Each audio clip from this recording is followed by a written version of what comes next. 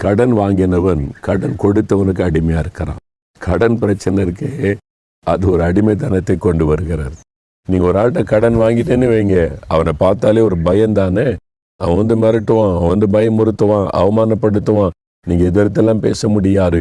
கடன் என்கிற அடிமைத்தனம் நிறைய பேருடைய வாழ்க்கையில இந்த பாதிப்பு இருக்குது. உங்களுக்கு ஒரு விடுதலை தேவை. இயேசு ஆசீர்வதிக்கிறவர், அவர் ஐஸ்வர்யத்தை தருகிறவர், நம் தேவைகளை சந்திக்கிறவர், இந்த கடன் பிரச்சனை விடுதலை தருகிறவர். கடன் பிரச்சனையில சிக்கிற மக்களுக்கு ஆண்டவர் விடுதலை கொடுத்த சம்பவங்கள் வேதத்தில் எழுதப்பட்டு இருக்கிறாரு. இன்னைக்கு உங்களுக்கு என்ன கடன் பிரச்சனை?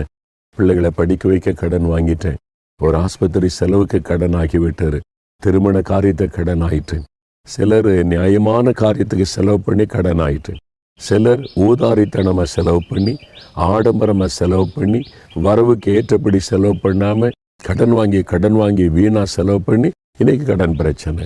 எனக்கு விடுதலை வேணும். ஜெபம் பண்ணுங்க. ஆண்டவரிடத்துல ஒரு நிமிஷம் முழங்கால் போடுங்க, ஆண்டவரிடத்துல கேளுங்க, ஒரு வார்த்தை சொல்லுங்க, எனக்கு இதுல விடுதலை வேணும். குறிப்பா கேளுங்க. இப்போ நான் உங்களோட இணைந்து ஜெபிக்க போறேன்.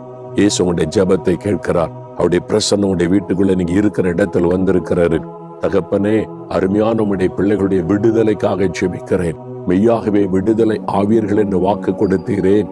இதோ இந்த பிள்ளைகளுடைய விடுதலைக்காக ஜெபிக்கிறேன். கடன் பிரச்சனை, ஆண்டவரே விடுதலை வேணுமே, இத்தனை வருஷமா தொடர்ந்து வருகிறதே, இந்த மாதமாவது எங்களுக்கு ஒரு விடுதலை தாங்க. இந்த கலங்கி நிற்கிற பிள்ளைகளை பாரும், உதவி செய்யுங்க, அற்புதம் செய்யுங்க, உங்களுடைய ஐஸ்வர்யத்தினால் ஆசீர்வதிங்க.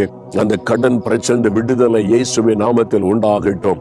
இந்த முதல் ஒரு ஆசீர்வாதம் வரட்டும். இந்த இக்கட்டில் இந்த விடுதலை கொடுங்க, இந்த வேதனையில் இந்த விடுதலை கொடுங்க, இந்த பாரத்தை உள்ளத்தை விட்டு மாற்றி விடுதலை கொடுங்க.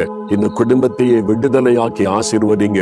ஒரு விடுதலையின் சந்தோஷமோடைய வாழ்க்கையில வரட்டும். நீர் வாக்கு கொடுத்தபடி மெய்யாகவே விடுதலை ஆவீர்கள் என்று சொன்னீரேன். இந்த மாதம் அவருடைய விடுதலையை கண்டு மகிழ்ந்து களிகூறும்படி இயேசு கிறிஸ்துவின் நாமத்தில் ஒவ்வொருவருக்கு அற்புதம் நடக்கட்டும். ஒவ்வொரு குடும்பத்திலும் அற்புதம் நடக்கட்டும். இன்று முதல் இந்த விடுதலையின் சந்தோஷத்தை அவங்க அனுபவிக்கட்டும். நீ தொட்டதற்காய் ஸ்தோத்திரம், விடுதலை கொடுத்து விட்டதற்காய் ஸ்தோத்திரம், ஸ்தோத்திரம், ஸ்தோத்திரம். தகப்பனே, உம்முடைய அன்பை நினைத்து உம்மை துதிக்கிறோம்.